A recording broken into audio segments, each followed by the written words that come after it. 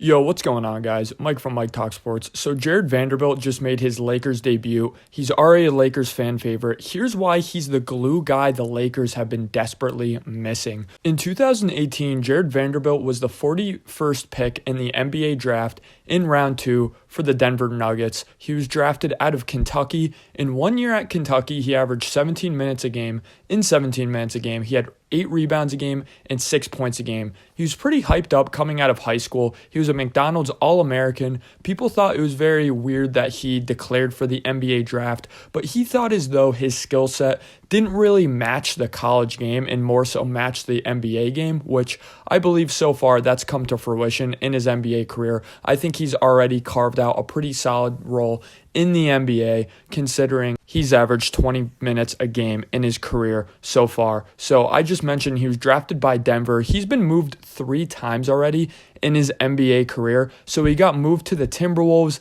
then he got moved to the Jazz, then he just got moved to the Lakers in this recent deal.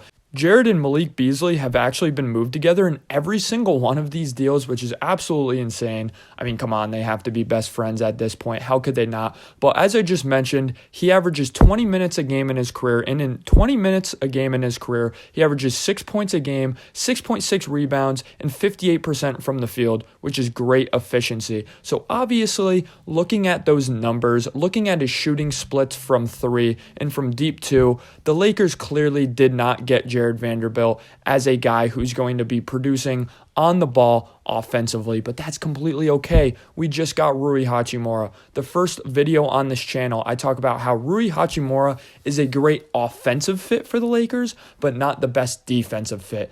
This is where Jared Vanderbilt comes into play. This is why I love this Jared Vanderbilt trade. He's a great defender. Let's jump right into his defensive strengths here, guys.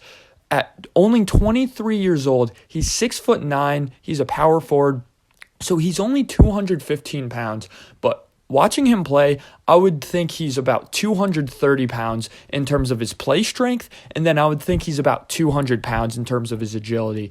Very agile, very quick on the perimeter, yet he has a good anchor down low for that post defense. So he's extremely high effort, which you always love to have a high effort guy on your team. He always dives for loose balls. He runs back on transition and fast breaks. He's almost always, when there's a long rebound and a player leaks out from the other team, going for a layup, going for a transition dunk, he's always the first defender back, which is so refreshing and good to see from a Lakers player now. He's great at setting screens on offense. He's a very active offensive player. Sometimes, especially this year, out of all the other years in his career, he'll start to kind of settle in the corner and space the floor a little bit.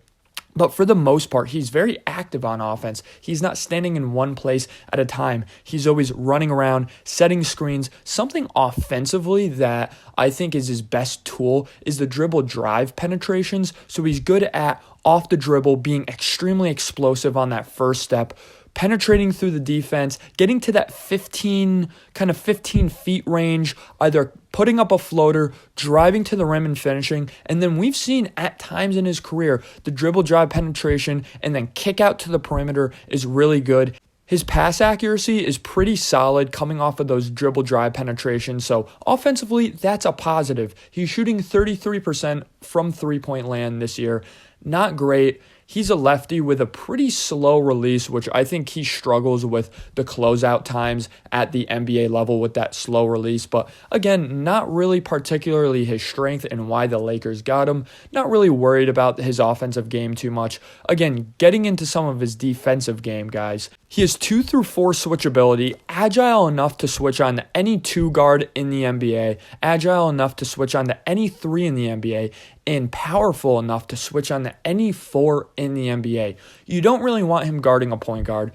Rather not have him guard a center, though. I think in some small ball lineups, they could really use Jared Vanderbilt at center, and the reason why that is because he's an amazing rebounder. He's a box-out beast. He'd have that Hall of Fame badge on 2K if he was in 2K. And again, he has solid play strength, so I believe in small ball late lineups, come playoff time, come that first round, they need some more agility on the perimeter from their center I think Jared Vanderbilt's a great option for that small ball center. So again, guys, he's a great glue guy. He's a guy who's not going to demand shots. He's a great complement to Rui Hachimura because every Rui Hachimura weakness is kind of Jared Vanderbilt's strength and vice versa. So they're great complements to each other. You can play them alongside each other. I can't think of a guy on this Lakers roster who would not benefit from Jared Vanderbilt. Even a guy like Dennis Schroeder would be really good in pick and roll opportunities with Jared Vanderbilt. LeBron's going to love that defensive versatility, that rim running, and that rebounding potential. Something the Lakers have also been missing is offensive rebounds.